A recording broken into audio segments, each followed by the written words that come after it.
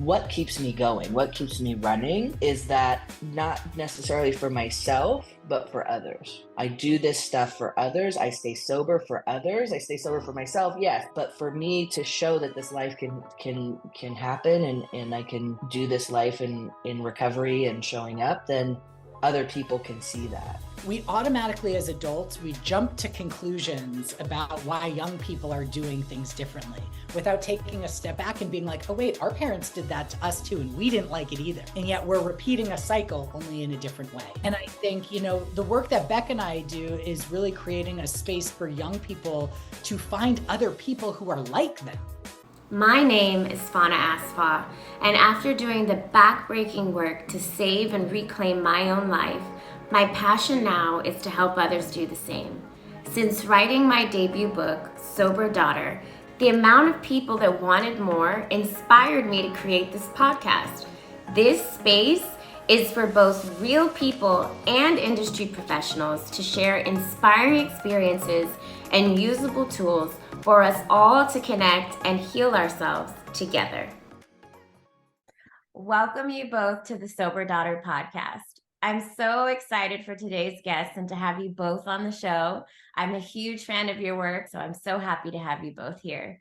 As you know, Sober Daughter is a podcast that was created to share real stories and real expertise on mental health, wellness, and recovery to give people hope, representation, and real life solutions and tools. Today, we have the amazing Beck G, a master's level clinician, keynote speaker, group facilitator, and director of LGBTQ programming at a renowned adolescent treatment center.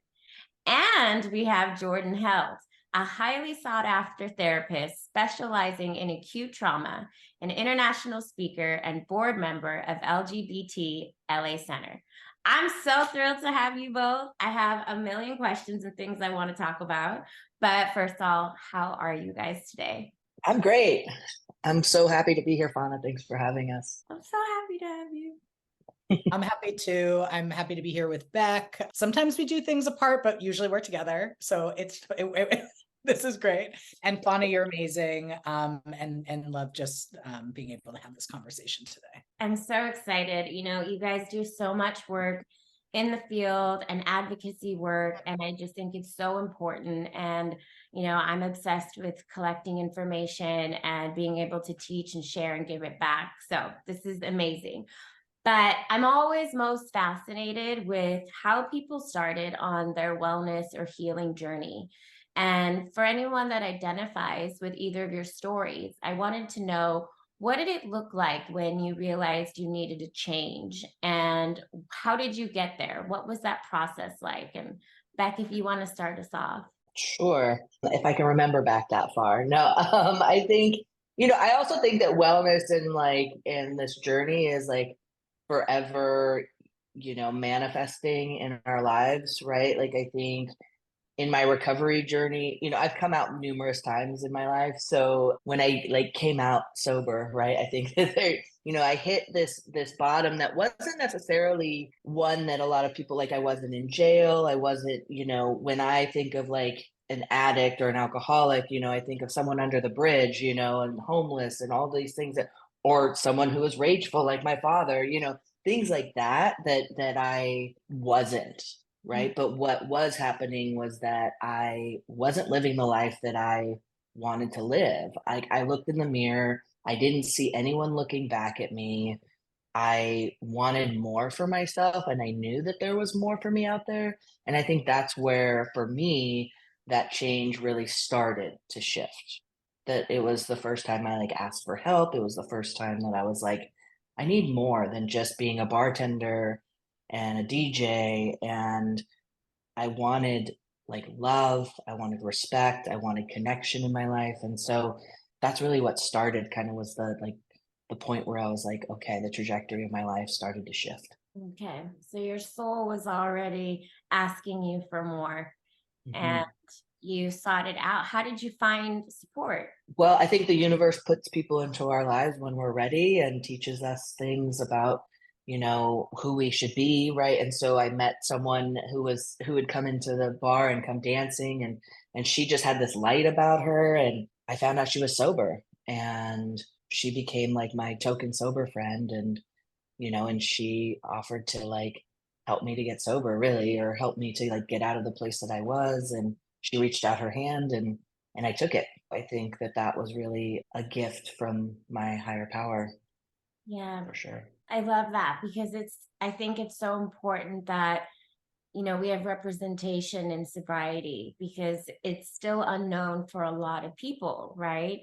They might have that one friend who sparkled a little bit, or, this like little catalyst to their sobriety. And it's because, people are vocal about it now. I think that we haven't been for quite some time. So I love that.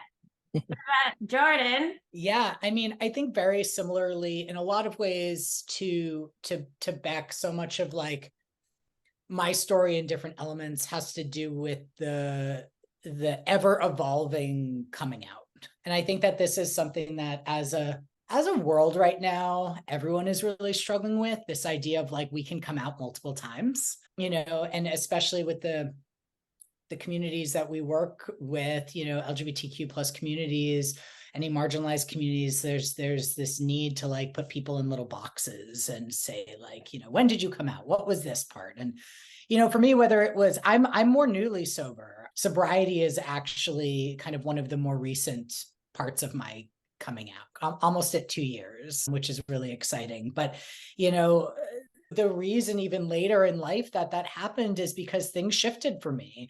I have had to grow in different ways. I've had to move through a lot of really hard times and move into more beautiful times.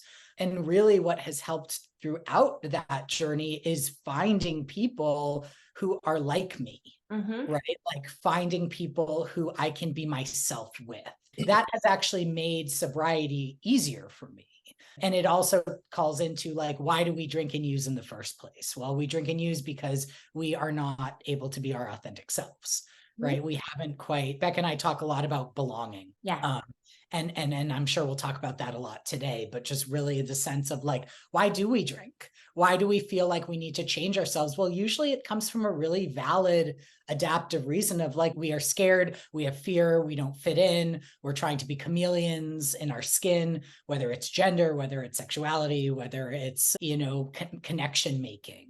And I think that has been a big part of my journey is like, how do I be a chameleon, and what aspects of that chameleon are adaptive and what parts of that have actually really hurt me in my life.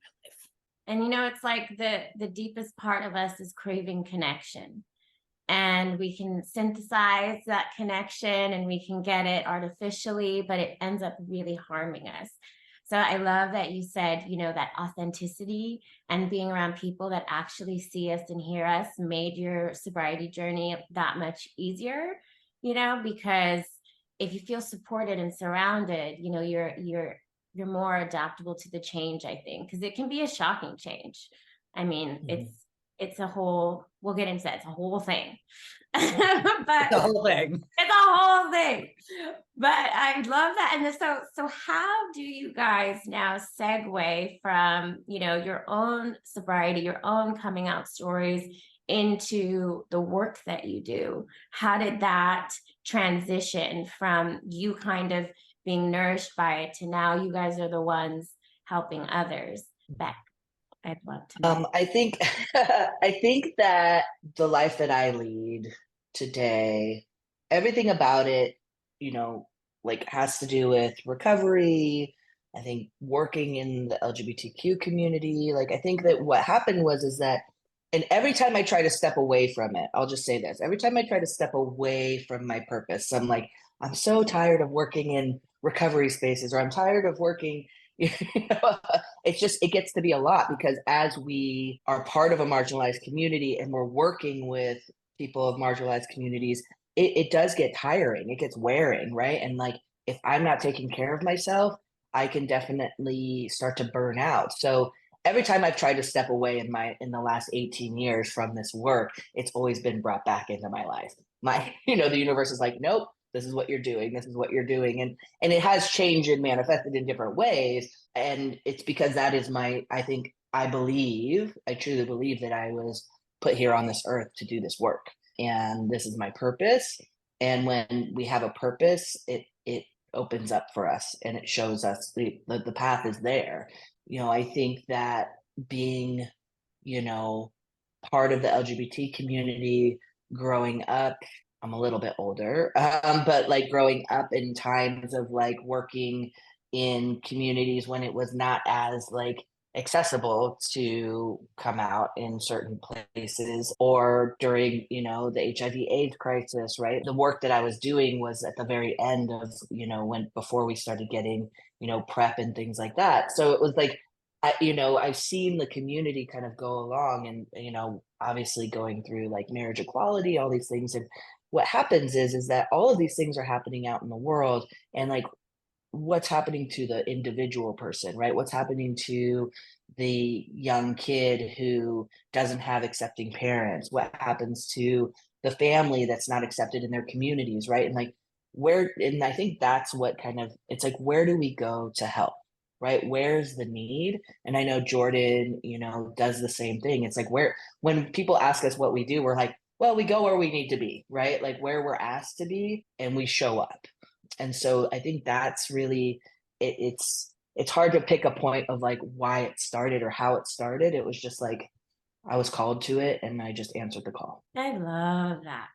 I love that. It's just, it's like when you're in alignment is, when it says that things just start to show up for you and you just get this pull and it's going with the flow, right? And so I love that you try and break out sometimes and just think like, I want something different. And then your alignment's like, not really. This is where you're in your purpose. And I can relate to that a lot. I love to hear it. Jordan, did it feel as organic to you, or was it a little bit different? I mean, organic in chaos, I would say. Yeah. Like, so goes our lives. I don't think we get into the helping field if our life has been smooth, right? Yes. Like I work a lot, as does Beck, with adolescents, and I love teenagers. And the reason is I see myself in them. So many of the things that young people come into our worlds with, like, I navigated through as well. And I think that teenagers and children are so misunderstood in their capacities. I think that there are, especially when you're talking about, young adults and kids who come from families who don't understand them, genuinely, like the work is being able to like get people's voices heard. Mm-hmm. And that happens a lot through family therapy, through young people talking to other young people talking to older people. Like I love like intergenerational work of like, you might not be able to understand why a young person is so, infatuated with, Snapchat as their means of communication, but what is it that you were really like using back in the day to like communicate with people? Like let's shared experiences. Yeah. Right? We connect with shared experiences. And if you can have a person who can bridge those shared experiences, that's how those connections occur. Right? So the work is really all about, and this is where the belonging comes in too. It's like, how do we use shared experiences, even if it's different, to just find one thing that there's a commonality, right? Because the moment that we can find even 1% commonality, then we can go about like creating change. And I think that that's what I've used in my life as well, right? I think that, I had a first career, I was a teacher and I was a high level coach. And, I found that in athletics. That's what kept me kind of going in life. And that's what still to this day, I love sports, I love wellness. And it's the same thing, right? Coaching, I use the same skills, as a therapist. And like, how do we lift people up, especially today when, as like occupying multiple like intersectionalities of things while also having the privilege of, presenting as a white man today, like there's a lot of aspects of our identities that are intersectional in beautiful yet chaotic and sometimes scary ways. And we just need to all recognize that we all have shared connections. I think it's so important, and the representation and the voice for these young adults and kids which I don't know if that's been, as prevalent before as it is now. The work that you guys are doing and being able to give them, visibility and understanding and compassion and connection, I think is so important because, all of us do work in the treatment world in some capacity, different ways. And we're seeing kids coming in younger and younger and really trying to get, a grasp on their mental health and addiction.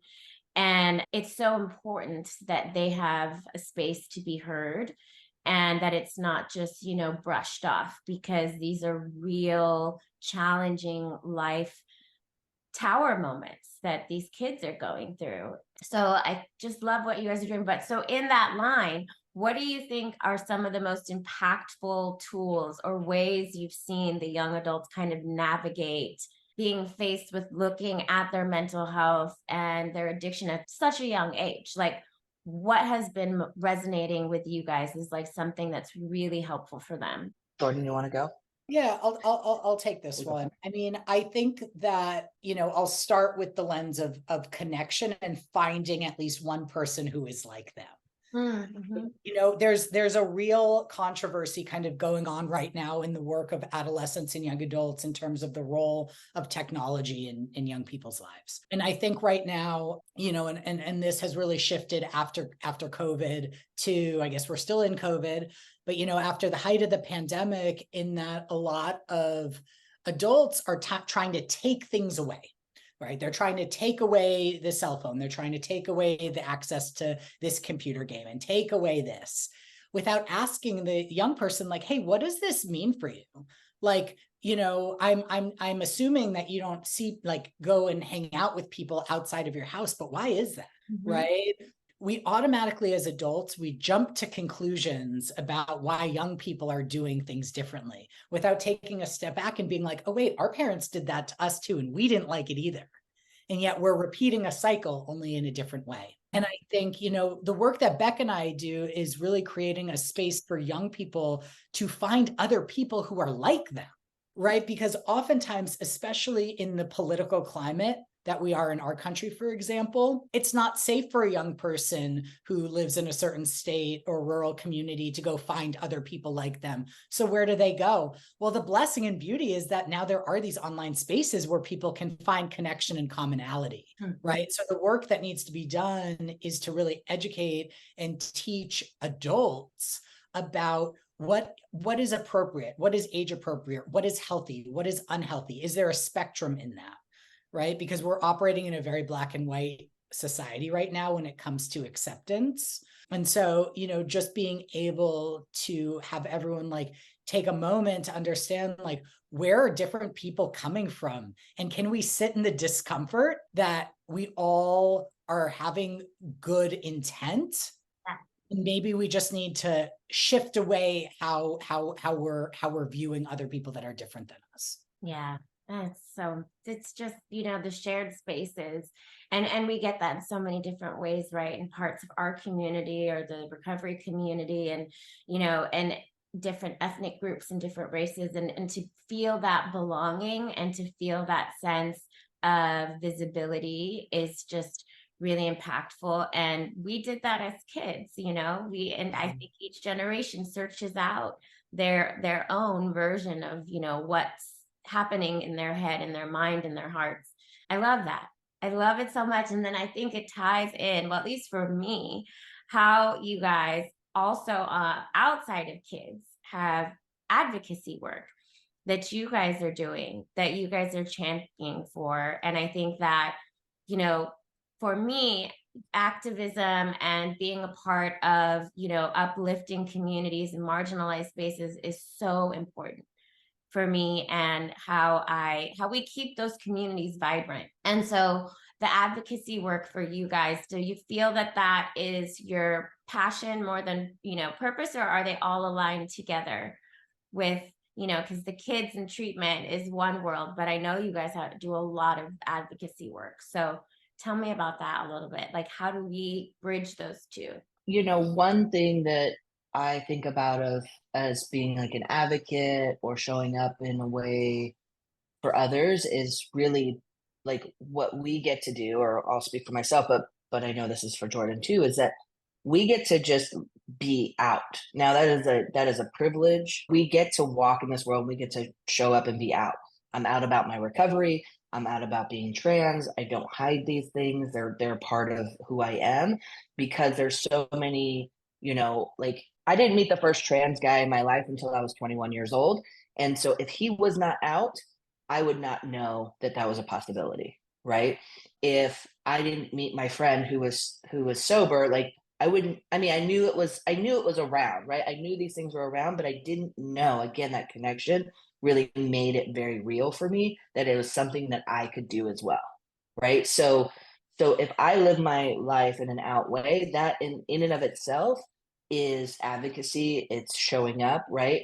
Just from a very, like, I think, foundational place. I heard it said one time, this is not from from me at all, but that, addiction, I would say addiction and mental health is a social justice issue, right? Where recovery is a social justice action. And as someone who has been in long-term recovery, I would say at this point in time, I can say that, right?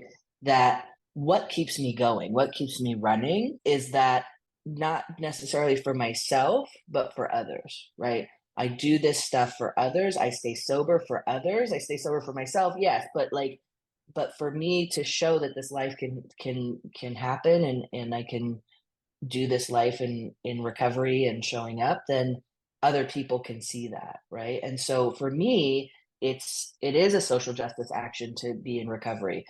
I get to show up in the world very clear, right, about what's happening in the world. I listen to people who really like kind of take this recovery piece as a social justice action. As I listen to them and they say drugs and alcohol push marginalized people down so they don't change the world, right? There's a reason why there's like a bar and a liquor store on every corner of a marginalized community, because if I'm drunk and high, I'm less likely to stand up for myself. So I'm unable to, right? There are plenty of studies, there are things that we know that this to be true, right? So me staying sober, me showing up as a trans man, me being out and proud and having that ability, for me is where foundationally I show up as an advocate.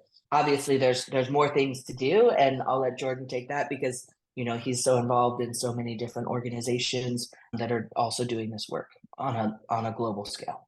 Yeah, but I think that that's where this whole lens of like, how can we each show up as we occupy these identities, and advocacy comes in a lot of different ways on both like a macro and micro level. I mean, as a social worker, I take as like my values, like so much of what I think is missing from the therapeutic world. When I see a lot of, without judgment, right? When I see a lot of like clinicians who something happens in session, a kid comes to them and says, "Hey, I'm getting misgendered at school." And the therapist is just like, "Okay." Right. And like takes that in. When I see that there's another space to that, the next step of your role as a clinician is the thing that people shy away from, which is, give me your principal's email address so I can reach out to them right now and then send them the LAUSD bylaw. Mm-hmm. Right. That is that next step. That is doing something for someone else so that they don't need to take that on. And that is just one example of something that I see all the time that is missing in this work, is people that don't go that next level.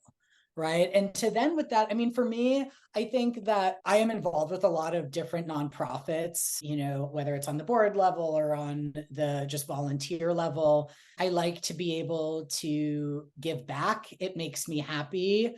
And I also think that there's a part of me that wishes that people of different identities would step into. I mean, I spend more than a part-time job's worth of hours every week volunteering for free. Beck and I do a lot of work for free, and we do that because these are our people. And also, I think one of the things that we hope to like really give off to the world is like, we're kind of tired of doing things for free. Right? Like, like, and because what it is like anyone of any marginalized community is always tasked with doing the educating. Right. And one of the things that is so important is to be able to then pass that off to someone else, which is why we love teaching other providers, right? And educating and doing trainings and stuff, so that it doesn't always need to be the person of the marginalized status to do all of the teaching. This is the work. This is kind of the next phase of the work. So it doesn't always have to fall back on, teach us the basics. The beautiful thing is that's why we have Google, right? That's why we have places and ways where we can find information, and kids feel that burden a lot, right? So especially when working with transgender young people, oftentimes parents expect a lot of their kids. They expect a lot of teaching in a way that would be very different than what they ask of, let's say, a cisgender sibling. Right? A lot of parents want to know, like, tell me all of these really intimate and graphic details about your body, when they never ask that of a cisgender kid. Right? And that is a burden. And so part of the advocacy is like doing work with the family unit, right? How can you then have, like, the most beautiful thing we see, Beck and I have seen so many countless times, is when years later, parents of kids that we worked with come back to us and are like, that thing you said to us, 5 years ago, that changed us. And now we go out into our environments. We go out into our communities in Texas, in Missouri, in, Florida, and they're change agents, right? So that's the really beautiful thing, is seeing that domino effect of change agents. Oh, I love that. Taking the burden off of those that already have to carry it. It's so important. And I think both of you guys hit such great points is, when a person is already in a marginalized space, to add to their emotional toll, to add to their workload, to add to their, physical space and capacity, they're going to shut down. They don't want to take it on. And so we're just doing a disservice. And, Beck is talking as a Black woman and daughter of immigrants and a child of diaspora and, from Ethiopia. And there's so many ands, and the intersectionality of, myself that made me feel all the more empowered to tell people, like, I am sober, because I do think that's a radical act. I do think that, people showing up for themselves in spaces where they are meant to be held down, recovery is just the most powerful way to, number one, just be like, F this. I'm going to live my full life and show up for it.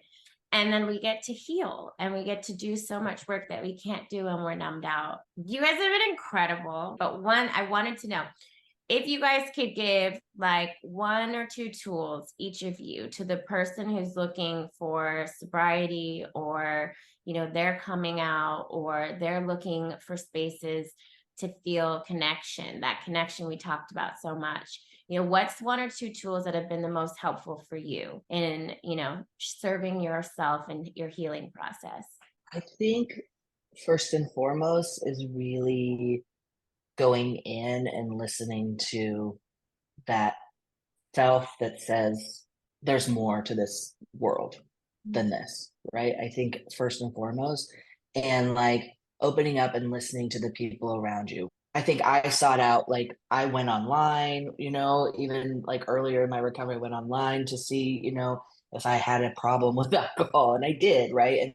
And then I was able to kind of just start the reading, right? Just start little, and it was internal first, but it just be quiet and listen for just one moment, because it's there. There is a piece of, like, when I'm about coming out, there are people out there who want to connect. There are groups out there that the people that you can, I mean, with the internet now, and with like Zooms, things like that, you can find people with the same story, but it's scary and it's hard. And like, listen, like, I mean, I'm sure you'll have our information on your podcast. Reach out to us. So I love it. Yeah, I love that though. I think that for me, it really is step 1% into your discomfort, whatever that looks like for you. Right. And so for me, in sobriety, especially, it was really hard for me, like a lot of people early in recovery, like being in spaces socially without drinking. That was very hard. And actually, like, understanding that was hard for me felt really like that was hard for me to own, right? Being like, this is hard for me. And so what do? Well, you find someone who has walked that path before and they'll go with you. Beck is often that person for me, and a lot of other people. I mean, I surround myself now with 99% of people who are also in recovery. And so that makes it easier, right? And at first, that first intervention is really finding a space where there are people who look like you and who act like you and who have the same values as you and who have the shared mutual desire for the same things. That automatically can let you like breathe a sigh of relief because you are not alone. Right? The hardest part when you're navigating this at first is that you just feel alone. We still feel alone to this day. Sometimes I'm in space and I'm like, wow, I feel like the only one. And that can feel really hard. So if you find someone else, even if it's not identical, right? If we're looking at like that, a chart of different intersectionalities, the more things like that we can find, they're like, okay, that person will understand a similar aspect of what I'm going through. Right. And then being open, it doesn't all need to be the same. Then we find that shared experience. That's why I know like Fauna, like you and I have a lot of shared experiences, even if you were to take a step back and be like, what do those two people have anything to do with one another? And then you do a deep dive and zoom in and you're like, oh, wow, I can pick out all of these shared experiences and all of these different experiences. And then we can grow and learn from each other that way. Oh, yes. Oh my We could gosh. talk forever. We Literally can. And I just want to take a moment. I mean, I think we might need to do a follow-up. I don't know. I have so much more, but thank you both. This has been so impactful, just filled with deep, I think, you guys exude the passion and the heart for this work, for your life, for your people, for who you are. And I think that is a gift of recovery, and that is a gift of wellness, and it's a forever game, so I hope, this was helpful for our listeners. And I just want everyone to know, how do they reach you or connect with you? So Jordan, give me socials, give me websites, give us all the tea. Awesome. Yeah, feel free to reach out. You can find me at Relentless Pursuit Therapy on Instagram. There you can message me, reach out to me. Definitely. You can also hit the Google machine and you'll find us. So Absolutely. And you can find me at BGC Bridge. That's my consulting business. And yeah, just look us up online. Love it. All right. Well, thank you guys so much. This has been another episode of Sober Daughter Podcast, and we will see you next time.